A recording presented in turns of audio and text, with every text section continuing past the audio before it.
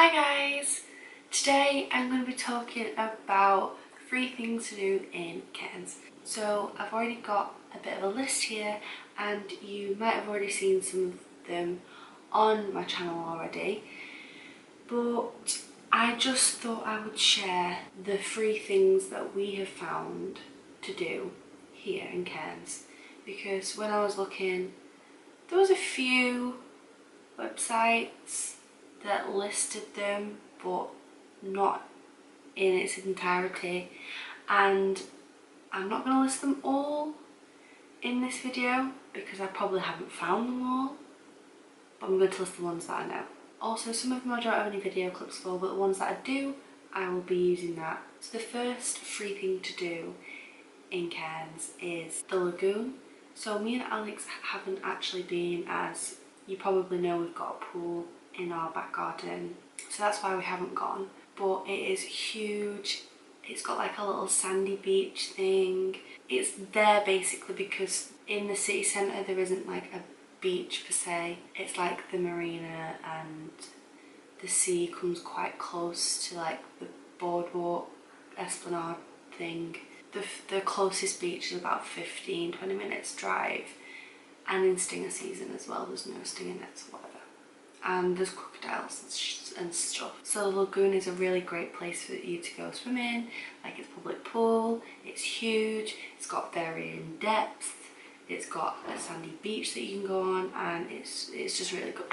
Next is the Botanic Gardens, and we have been twice, I would say. It isn't just the Botanic Gardens in this area, there's also other things. So you've got the Botanic Gardens, you've got other little tiny like gardens that have all got the different names, and then you have this like rainforest boardwalk that we have been to and we've filmed it as well, and that goes on to the Centenary Lakes behind that.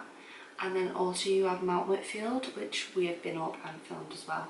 All of these I will add cards for and links in the description, but the Botanic Gardens is really nice just to walk around, and it doesn't take too long. There's a couple of cafes there. Obviously it's free to enter, and you know, you can split these up into 3 different days if you want to.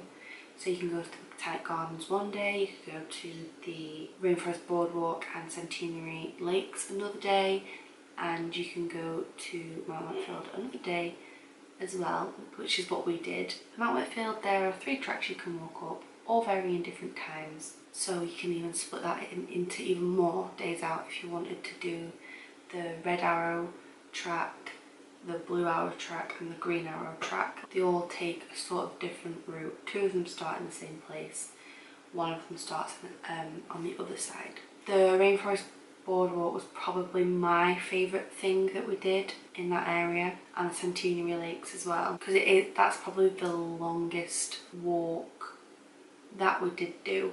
We did do the shortest walk on Mount Whitfield, so that's why, but the Centenary Lakes and the boardwalk was really nice. So the Centenary Lakes and the boardwalk were my favourite just because you could take your own time and you weren't really constricted by time. The Botanic Gardens do shut at 5 o'clock, I think it's 5 o'clock.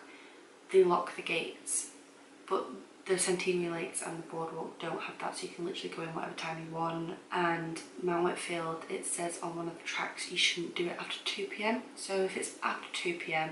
and you're wanting to go to this area, which is like out of the city centre and just near the airport, then you can do the boardwalk. So there's things for you to do pretty much all times of the day in that area, and you don't even have to like nature that much or like being outside and walking that much, because me and Alex don't, but it's just a really nice area and it's so relaxing as well. Speaking of nature, if you do like that, there are a lot of things for you to see outdoors that are free. So near the airport, near the Botanic Gardens as well, I've done a video on this one as well, there's the Mangrove Boardwalk, which is pretty similar to the Rainforest Boardwalk, but there's mangroves everywhere and it's like so surreal and weird, and you feel like you're kind of in another world. So you know, if you're maybe not from Australia, you've never seen any mangroves before or whatever. Mangroves are trees that grow near salt water, so if you've never seen them before, maybe you're not from Australia or whatever, it's a really nice place to go. It's very quiet and so close to like quite a main road, but it's very quiet inside, it's very dense, and you just walk around the boardwalk, and there's two separate boardwalks as well. We did the north one, I think, and there's another one, the south one, and they both lead different places. They don't join up, I don't think, because we would have come out at a different entrance or exit and we came out the same entrance. So there's two, so you could possibly just do them both in the same day or go back. Obviously you need a car to get there, but you know, get an Uber. It's not far from the city centre of the airport. It's very, very close. I will put the video in a card for you so you can watch that if you're interested in that. So next is the Katana wetlands. Don't know if I'm saying that right. We haven't been. I'm not sure if we'll go or not. I do want to go, but I don't know if we'll have enough time. It's just outside of Cairns, so I think it's just before you get to the first northern beach, or maybe it's just afterwards. Not 100% sure on that. It's not too far. You go past it. There's like, it's signed. If you go towards the northern beaches, it's all signed. You can make your way to it quite easily. And I read online that it's got like picnic benches and barbecues, and it's got like a walk and stuff like that, so it's just a nice nature day. You also have the beaches. You can get buses to the beaches. We haven't done that, obviously we've got our own car, we've got a van, so you can get a bus to the beaches. So there's a number of them. We did film a few of them. I think we have been to Trinity Beach, Trinity Park Beach, which isn't really a beach, it's just kind of there. It's not got a sting in it or anything. And we went to Yorkie's Knob, and I'm not sure if we did any else in that, but there's also Mackham's Beach. Obviously I butcher all the names, but there's another one that's the closest. There is Holloway's Beach, and there's Palm Cove, and Clifton Beach, and Ellis Beach. I think that's it, but there's a fair few. We've been to Palm Cove, but we haven't filmed it. We just stopped off on the way back from, like, I think it was like Port Douglas or something. We stopped off and we didn't film any of it. But there's plenty of beaches, plenty of places to swim in the sea. They have stinging nets all season. I've done a video on it. I'll link it again. But they are definitely worth a visit and very, very easy to get to if you've got a car or, you know, public transport, buses as well. The last thing on the list of like nature is Crystal Cascades. Also we've done a video on that. This is about 25-30 minutes away from the city centre. It's still technically in Cairns. You drive through quite a nice little area and then you get to Crystal Cascades, and it's like a waterfall, and they've also at the, so you've got the car park and then you walk up and then there's like places where you can go and swim and stuff, and then you carry on walking and then you get to the waterfalls. So like you can swim and then there's a bit of a walk and you can see all the like waterfalls and stuff, and it's really pretty and really nice. We went on Alex's actual birthday and the water was freezing.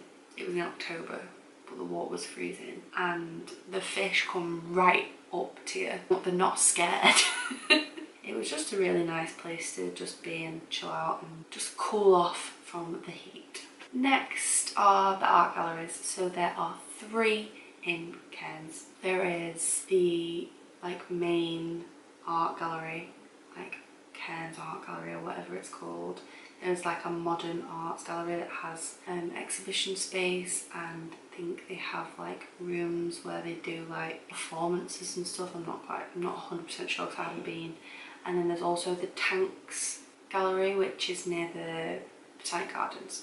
We haven't been to any of them. I really kind of want to go to the like the main one. The building's so pretty. So if you like art or you want a bit of like culture or whatever, I don't think there's a museum here. But they're all free anyway, as far as I know. You might have to pay to get into some specific exhibitions, but I'm not 100%. Obviously, we haven't been, and on the website, when I last looked, it didn't say any of them things, but entrance is free. I do know that, to the actual building. And I think they do have like local artists and stuff. If you are into art, then that is for you. And then last but not least, we have the Esplanade. There is so much to do on the Esplanade. Obviously it's a free thing to do, it's just there. There's obviously the lagoon that's there. There's like picnic areas, barbecue areas, workout like machines, kids play areas, and there's a skate park, there's volleyball, there's muddies, like play area. It's like wet play area, like fountains and stuff that kids can go on, and they've got a good cafe there. We've been there. That was really good. And you know, just go and get an ice cream. I know an ice cream is not free, but it's nice, or a drink or coffee or something, and walk along L'Esplanade and just take it all in. I mean, it's really nice. We do this quite often. We do go and sit on the Esplanade. Date night video. That was on the Esplanade. I'll link that. Just go to the supermarket, grab some food, chuck it on one of the barbecues, and you've got your night sorted. If I've missed any out, please let me know in the comments. We might have left when this goes up. We might not have. I'm not really 100% sure when this is going up. But I just wanted to tell everyone the free things that we found to do in Cairns, because we struggled looking for all these options. And when you're here for as long as we were planning on being here for, I think we've been here for 4 months. We're planning on 6, but I think it's been 4.5 months-ish. You can't be doing stuff all the time that you pay for, because here there are a lot of things you can do that you have to pay for. So you've got the reef, you've got Fitzroy Island, Green Island, Aquarium, Hartley's, Crocodile Adventure. All the things that we've paid for, it adds up, it drains your money. Say if you're not working, you're just here to travel around Cairns or whatever, then it will drain on your money. So it's nice to know some free things to do. So I really hope you enjoyed this, and I hope it was informative as I hoped it would be, and give it a thumbs up if you liked it. Don't forget to subscribe if you're new, and I will see you on Wednesday. Bye!